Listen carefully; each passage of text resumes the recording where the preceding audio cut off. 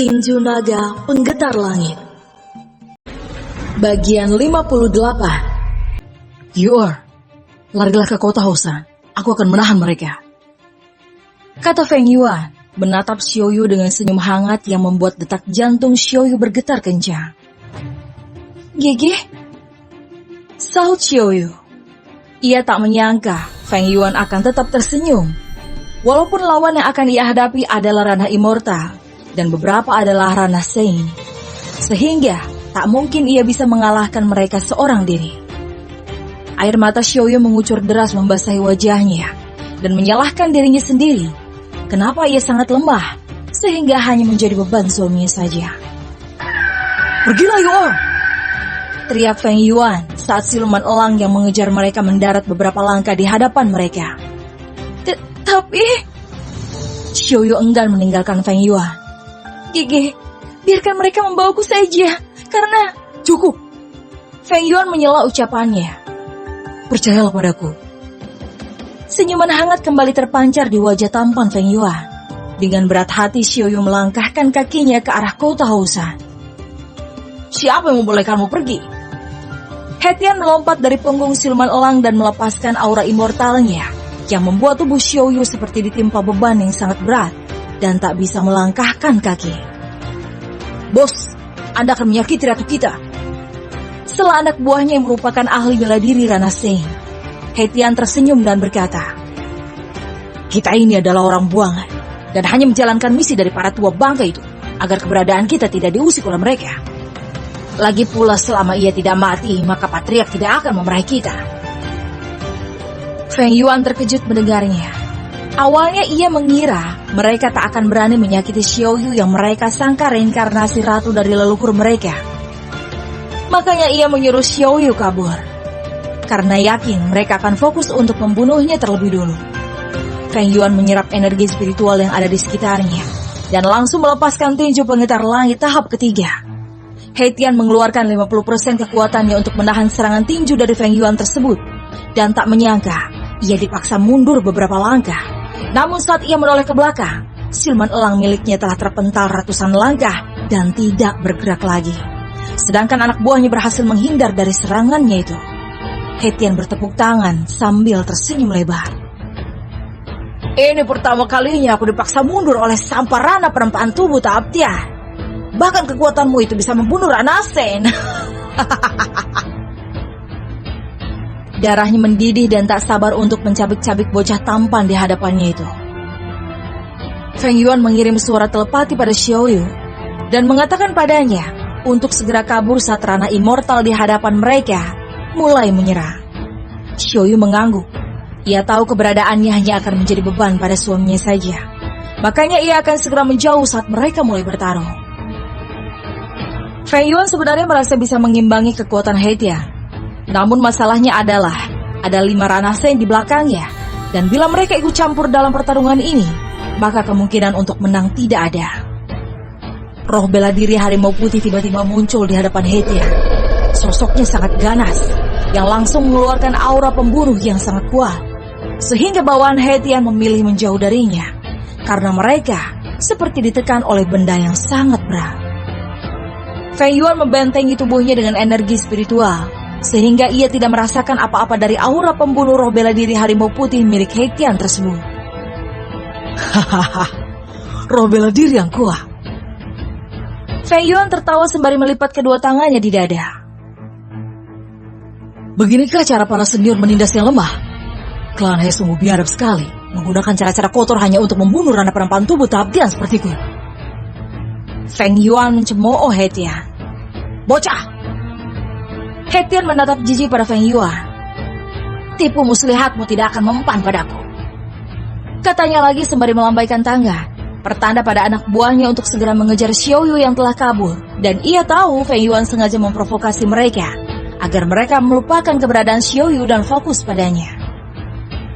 Feng Yuan tersenyum masam, tetapi merasa sedikit lega juga karena Xiaoyu telah kabur ke arah kota Hosan. Heian segera mengejar Xiaoyu, tetapi tiba-tiba Feng Yuan muncul di hadapannya dan melayangkan sebuah tinjunya yang membuatnya terhempas ratusan langkah. Heian terkejut. Dia tak menyangka Feng Yuan memiliki gerakan meringankan tubuh yang sangat cepat. Ia menyeka darah yang keluar dari mulutnya. Untung saja saat itu Feng Yuan tidak menggunakan kekuatan penuh, karena ia harus menghentikan gerakan Heizung yang juga berniat mengejar Xiaoyu. Nasib Heizung sama seperti Heian yang langsung terhempas ratusan langkah, membuat Heitian sangat marah. Dasar kalian sampah tak berguna! Umpatnya sembari menarik pedang roh kelas bumi dari sarung pedang di punggungnya. Pedang tersebut berwarna putih dan memiliki panjang 2 meter. Energi spiritual yang sangat dingin langsung keluar dari bilah pedang tersebut, sehingga Feng Yuan mengerutkan keningnya. Karena lawannya memiliki roh bela diri bertipe es yang sebenarnya secara alami menjadi lawan roh bela diri bertipe api miliknya. Namun masalahnya, roh bela diri miliknya masih terlalu lemah, sehingga tidak mungkin untuk menang melawan roh bela diri Heitian, dan Feng Yuan hanya bisa mengandalkan teknik pernafasan alam saja.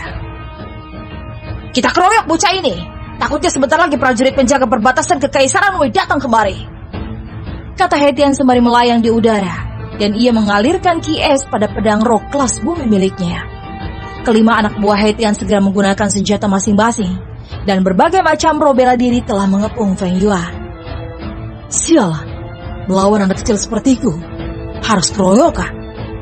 Umpat Feng Yuan menyerap lebih banyak energi spiritual di sekitarnya. Kenapa penjaga perbatasan belum muncul juga? Apa mereka telah diatur oleh Pavilion Shaohui agar membiarkanku mati di sini? Keluh Feng Yuan membungkukkan sedikit badannya dan menekan kakinya, sehingga kerikil dan bongkahan tanah melayang di sekitarnya. Hanya dalam sekejap saja, Feng Yuan langsung menghilang dari pandangan mereka. Heitian mengayunkan pedangnya ke arah depan, karena ia tahu Feng Yuan pasti akan menargetkan dirinya lebih dulu. Dugaan Heitian benar. Tiba-tiba Feng Yuan muncul di hadapannya dan melepaskan tinju naga pengitar langit tahap sempurna. Sedangkan Heitian menebas dengan jurus pedang terkuatnya, dan terjadi ledakan energi spiritual yang sangat mengerikan, membuat keduanya mundur beberapa langkah. Ekspresi wajah Heitian sangat jelek. Ia tidak menyangka bocah bau kencur di hadapannya bisa mengimbangi kekuatannya. Kalau dibiarkan beberapa tahun lagi, maka bocah ini akan menjadi ancaman klan He di masa depan. Bahkan rencana keturunan kerajaan suci Heidong tak akan terwujud dengan adanya dirinya yang akan menjadi batu sandungan bagi mereka. Feng Yuan menyeka darah yang keluar dari mulutnya. Sial, bajingan ini kuat sekali. Kemudian ia menatap Heitian dan berkata, bagaimana kalau kita lupakan saja permusuhan ini, Paman? Apakah Anda tidak takut keluarga besar Fengku datang dari utara dan memburu kalian seperti tikus yang dikejar kucing? Aku adalah putri ketujuh patria klan Feng. Ancam Feng sembari menembakkan kembang api ke langit, yang sebenarnya tidak ada gunanya, karena kembang api tersebut akan ia gunakan saat perayaan ulang tahun Xiaoyu saja, yang sebentar lagi akan memasuki usia 18 tahun. Apa yang akan kita lakukan, bos? Hei Chung bertanya pada Heitian, karena tidak ada informasi mengenai klan Feng yang diberikan pada mereka oleh klan He. Heitian mengerutkan keningnya dan berpikir keras, apakah membunuh anak ini atau tidak? Namun ia merasa mati atau hidup tetap saja mereka akan menjadi buruan klan Feng yang dimaksud oleh pemuda di hadapannya itu. Hei bocah, kami adalah asasin yang paling ditakuti di Kekaisaran Jingzi. Tak mungkin kami takut dengan ancamanmu, kata Heitian dengan seringai tipis terpancar di wajahnya. Bunuh dia, katanya lagi. Dia berpikir, walaupun mereka tidak berhasil membawa Xiaoyu, tetapi misi mereka tetap terbilang berhasil, karena telah menyingkirkan parasit yang menempel pada calon ratu masa depan mereka. Feng Yuan terkejut mendengar ucapan Heitian. Padahal teknik tipu-tipu ini biasanya berhasil mengelabui musuhnya. Bahkan keluarga Kekaisaran Wei pun ia tipu, tetapi ternyata lidahnya tak selamanya beracun, sehingga mau tak mau ia harus berjuang lebih keras melawan mereka. He Chung menembakkan anak panah dari busur roh kelas kuning miliknya.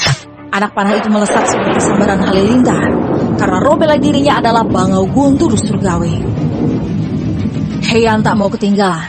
Ia langsung melempar tombak roh kelas mistiknya ke arah Feng Yuan. Begitu juga dengan yang lainnya.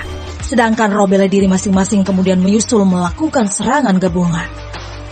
Feng Yuan langsung panik dan berusaha menghindari dengan berlari zigzag menghindari serangan mereka. Tetapi tiba-tiba, roh bela diri banteng bermata api menyeruduk punggungnya, sehingga ia terpental ratusan langkah menabrak bukit kecil.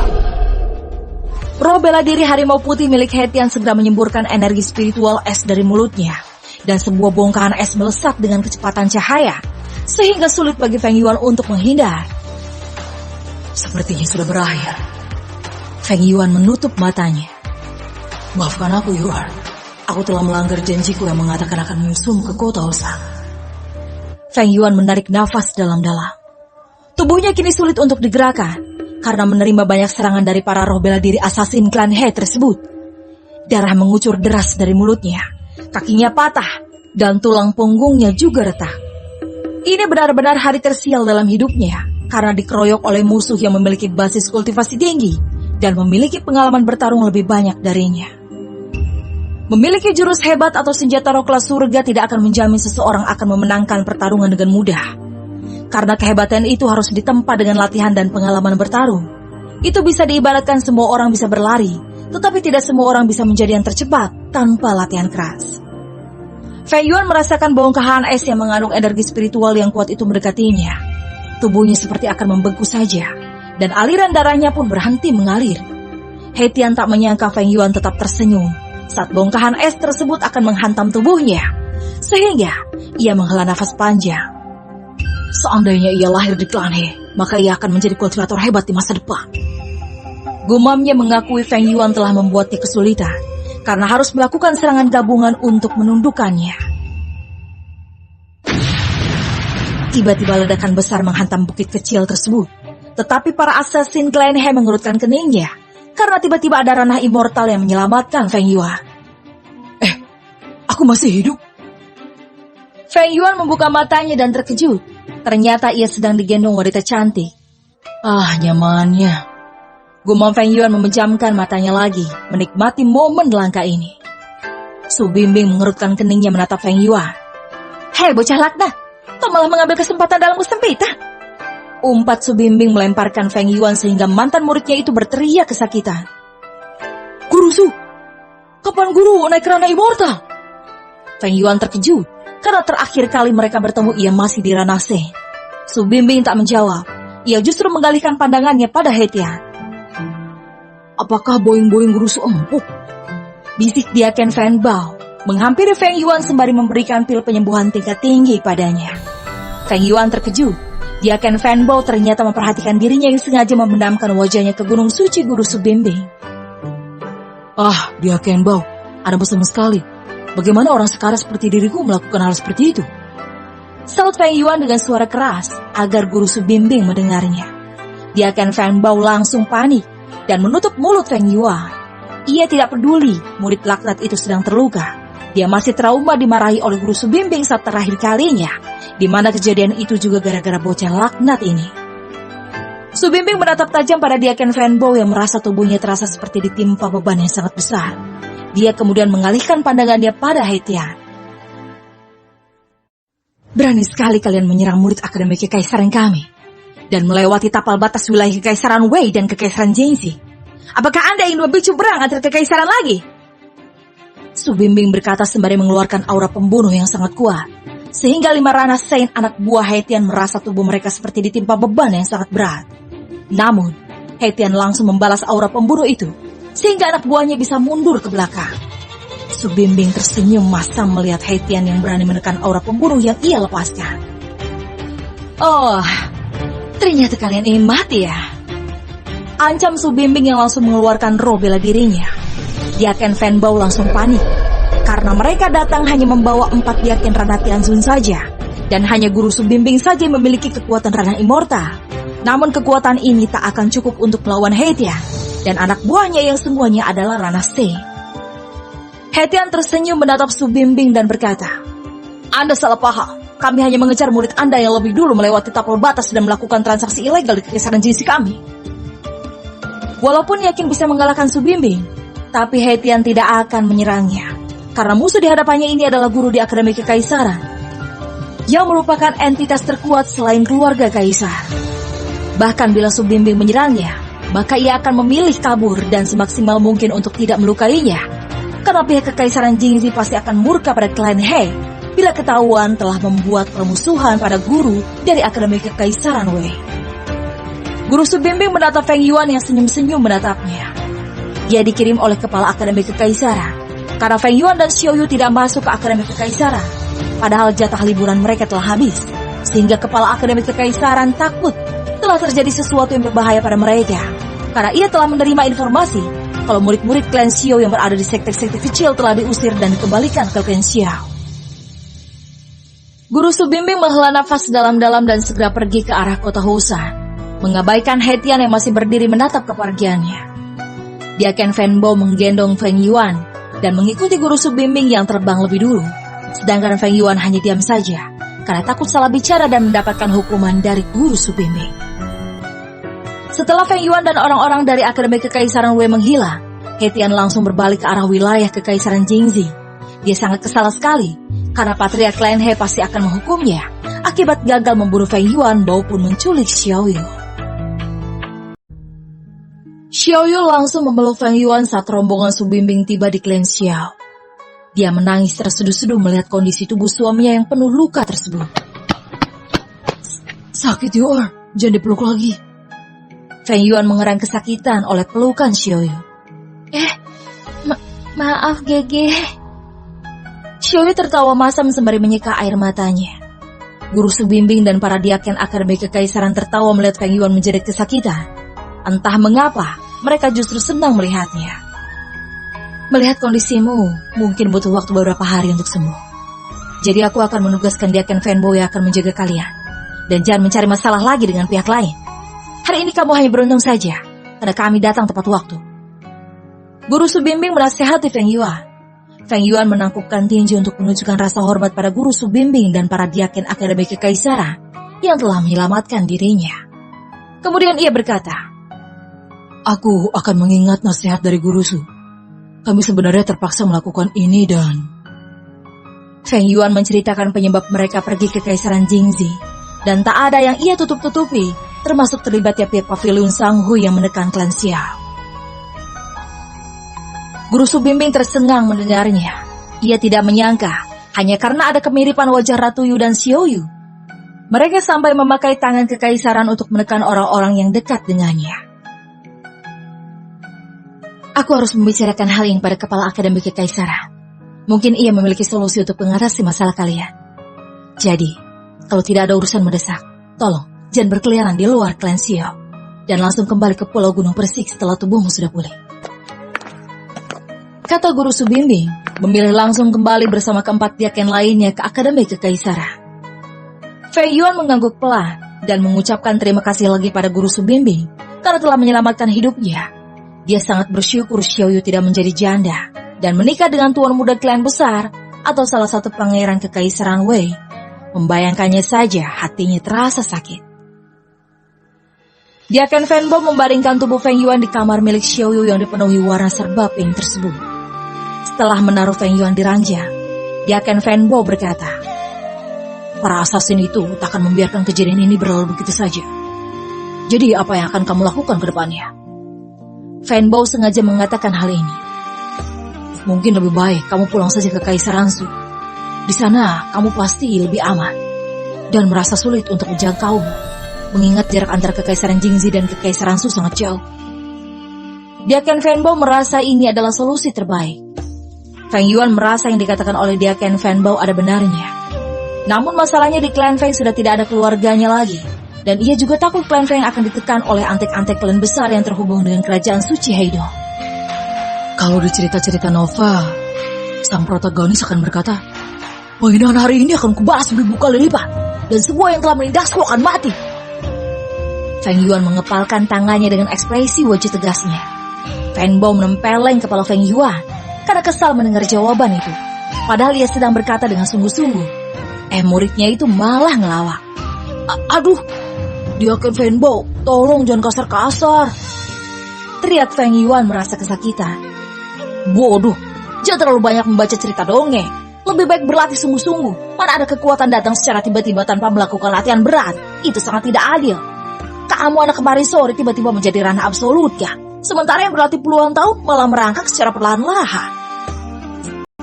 Diaken Fanbo tidak ingin Feng Yuan berhayal terlalu tinggi, sehingga lupa untuk berkultivasi.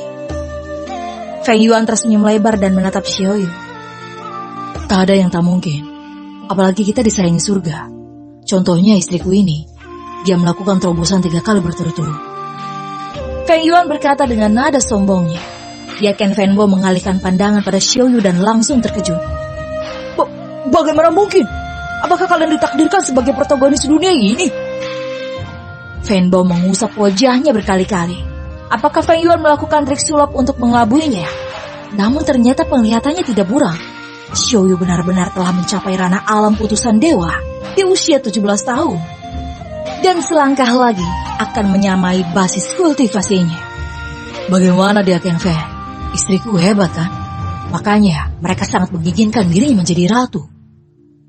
Feng Yuan menghela nafas dalam-dalam. Padahal, bila mereka mengangkat diriku sebagai jenderal atau perdana menteri, maka aku pasti mau. Tetapi mereka malah menginginkan aku mati. Cih, mereka itu arogan sekali. Gerutu Feng Yuan. Diaken Fanbo berdeham setelah hampir muntah darah karena terkejut. Siapa yang mau mengangkat dirimu sebagai perdana menteri? Itu kultivasimu biasa-biasa saja. Ejek Diaken Fanbo dengan seringai tipis terpancar di sudut bibirnya. Sudahlah, kamu harus istirahat. Dan aku akan berbicara dengan Patriark Lin Xiao agar tidak mengganggu waktu istirahatmu. Diaken Fanbo melangkah keluar dan meninggalkan Xiaoyu yang menjaga Feng Yuan di sana. Fanbo tak menyangka Xiaoyu bisa melakukan terobosan 3 kali dalam waktu singkat. Dan ia yakin Feng Yuan mungkin telah memberikan berdaya yang sangat spesial sehingga Xiaoyu bisa melakukan terobosan tersebut. Dia merasa iri hati. Bukan hanya dia saja, semua kultivator juga akan merasakan hal yang sama bila mengetahui ada kultivator yang naik tingkat kultivasi dengan begitu cepat. Patriark Xiaoyan menghampiri Fanbo dan berkata, bagaimana kondisi menantuku Diaken Fan? Apakah Yuan baik-baik saja? Zhou Ruyan juga bertanya dengan ekspresi wajah cemasnya. Dia telah kembali 2 hari yang lalu, setelah sempat ditahan oleh klan Zhao, karena ayahnya menginginkan cucunya Xiaoyu dinikahkan dengan Zhou Xing. Namun, Zhou Xing menolak dan mengatakan Xiaoyu dengan Feng Yuan adalah juara turnamen naga senior, sehingga tak mungkin memisahkan mereka, karena itu bisa membuat pihak Akademi Kekaisaran murka dan menghancurkan klan Zhou. Dengan terpaksa, Zhou Ning, kakek Xiaoyu membiarkan Zhou Ruyan kembali ke klan Xiao dan memberikan bantuan pangan untuk menopang klan Xiao selama 6 bulan ke depan. Dia juga bersedia membeli sumber daya milik klan Xiao dan sebagai barternya akan menyediakan kebutuhan yang diinginkan klan Xiao. Setelah kembali ke klan Xiao, Zhou Ruyan tak menyangka putrinya dan menantunya malah pergi ke Kaisaran Jingzi dan belum kembali juga. Sementara Xiao Jian, yang menjadi pengawal mereka malah kembali lebih dulu. Dia sangat cemas dan tidak bisa tidur sepanjang malam. Kemudian tiba-tiba Xiaoyu muncul dengan isak tangis dan mengatakan ada ranah immortal yang berusaha membunuh menantunya. Mendengarnya saja hampir membuat Zhou Ruyan jatuh pingsan, karena tak menyangka cobaan berat menimpa mereka secara terus-menerus. Fanbo tersenyum menatap keduanya dan berkata, jangan khawatir, dia hanya butuh istirahat saja. Aku yakin dalam beberapa hari ke depan ia sudah bisa membuat masalah besar lagi. Canda Fanbo yang membuat Xiaoyan dan Zhou Ruyan tersenyum masam, serta bertanya-tanya dalam hati, apakah Feng Yuan telah menjadi preman di Akademi Kekaisaran? Karena mereka telah mengetahui kalau menantunya itu sangat kuat dan membunuh ranah Tianzun hanya dalam sekali tinju saja. Bersambung.